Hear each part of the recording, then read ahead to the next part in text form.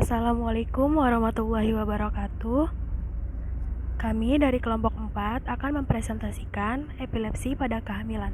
Sebelumnya, saya akan memperkenalkan anggota-anggota kelompok 4. Yang pertama ada Dini Rosyani, Lutfia Andini Ayu Tresna, Sevia Mayangsari, Sri Nabila Nurazizah, dan Siti Nabila Azahra.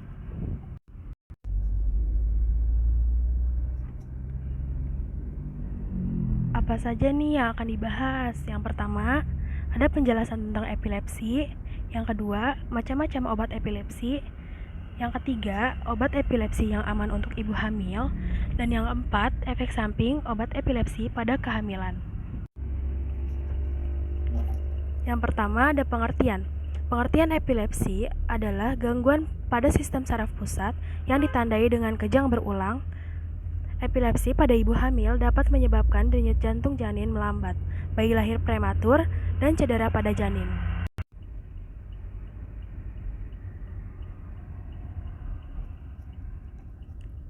Selanjutnya adalah gejala epilepsi pada kehamilan. Beberapa gejala epilepsi mirip dengan gejala kehamilan. Contohnya adalah sakit kepala, perubahan mood, atau tingkat energi, pusing, pingsan, dan kebingungan. Dalam kasus yang parah, gejala epilepsi termasuk hilang ingatan dan kejang-kejang. Institut Nasional Neurologis Disorder and Stroke atau NINDS memperkirakan epilepsi mempengaruhi 1% dari populasi Amerika Serikat atau sekitar 2,5 juta orang. Diperkirakan sekitar sepertiga hingga setengah wanita dengan epilepsi akan mengalami kejang lebih sering selama kehamilan. Selanjutnya ada penyebab epilepsi. Kemungkinan alasan peningkatan kejang adalah obat antikonvulsan. Obat ini cenderung bekerja secara berbeda selama kehamilan. Akibatnya, dokter mungkin akan mengubah resep obat lain jika ibu mengalami epilepsi saat kehamilan.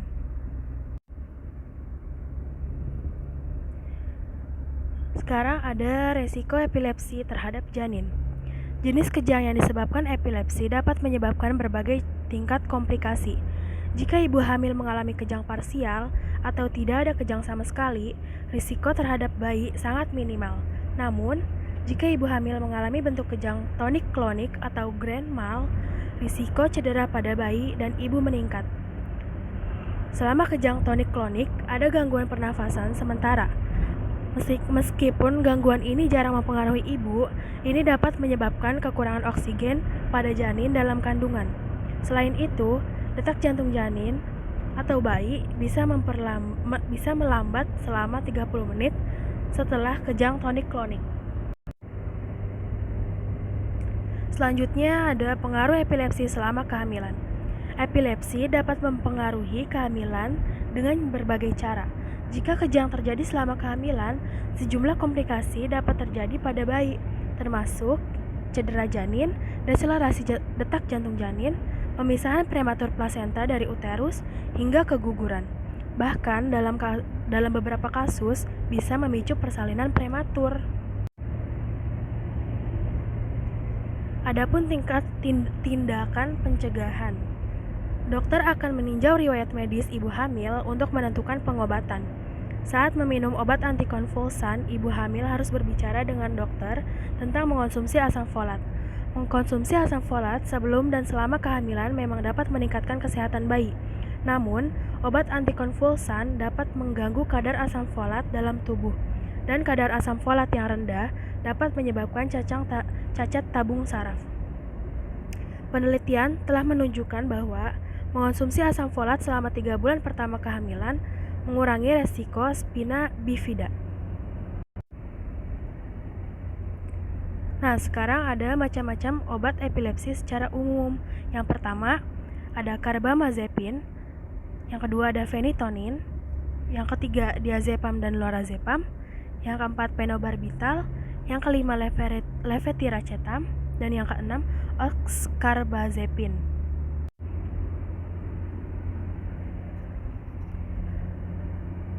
Obat-obatan yang aman untuk ibu hamil. Yang perlu Anda lakukan saat ini adalah berkonsultasi pada dokter kandungan dan dokter saraf sesegera mungkin. Jangan menghentikan obat atau mengganti obat tanpa sepengetahuan dokter Anda. Phenytoin memang termasuk ke dalam kategori D, yaitu tidak dianjurkan digunakan pada kehamilan kecuali keuntungan atau efek baiknya dipertimbangkan lebih banyak daripada resiko yang ada. Wanita dengan epilepsi bisa menjalani kehamilan dengan normal, namun juga terdapat risiko diantaranya. Yang pertama, melahirkan prematur, yang kedua mikrosefali atau kepala bayi kecil, yang ketiga berat badan bayi lahir rendah kurang dari 250 gram, yang keempat Apgar skor bayi yang rendah, yaitu bayi bisa tidak langsung menangis atau ada gangguan pernafasan. Yang kelima, risiko peningkatan frekuensi kejang pada ibu hamil sampai 33% karena perubahan farmakokinetik obat antiepilepsi. Yang keenam, kecacatan janin akibat obat antiepilepsi. Yang ketujuh, perdarahan setelah kehamilan. Dan yang ke-8, bayi 3% memiliki risiko epilepsi di masa mendatang. Selanjutnya, asam folat memang dianjurkan untuk semua ibu hamil, dan untuk ibu hamil dengan epilepsi justru dianjurkan dengan dosis yang lebih tinggi. Maka dari itu, tetaplah mengonsumsi asam folat. Dokter saraf dan dokter kandungan Anda dapat menentukan saran yang sesuai dengan keadaan Anda. Penting sekali berkonsultasi secara langsung karena saran yang diberikan harus sesuai dengan keadaan Anda yang saat ini. Perencanaan yang baik dapat menghindari dan mengatasi resiko yang mungkin terjadi. Nah, sekarang ada efek samping obat epilepsi pada kehamilan. Pada kehamilan, terjadi perubahan farmakokinetik phenytoin yang dapat meningkatkan risiko kejang pada ibu. Penggunaan pada ibu hamil juga dapat meningkatkan risiko kelainan kongenital pada janin 10% lebih tinggi dibandingkan populasi normal. Kelainan kongenital yang dapat terjadi adalah: pertama, ada bibir sumbing, defek jantung, mikrosefali, hipoplasia jari, gangguan mental, dan neuroblastoma. Studi pada kelinci menyatakan bahwa pemberian phenytoin lebih dari 75 mg per kilogram berat badan meningkatkan malformasi pada janin.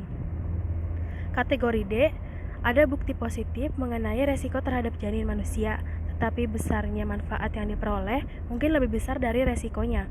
Misalnya untuk mengatasi situasi yang mengancam jiwa. Selain itu, pemberian phenytoin pada kehamilan dapat menyebabkan perdarahan janin setelah dilahirkan. Perdarahan ini disebabkan oleh penurunan kadar vitamin K dan dapat menyebabkan kematian. Oleh karena itu, ibu hamil yang mendapat phenytoin disarankan untuk mengonsumsi suplemen vitamin K 1 bulan sebelum persalinan.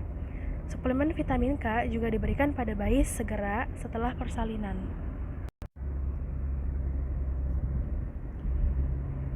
Itu saja yang dapat kami sampaikan, kurang dan lebihnya mohon maaf.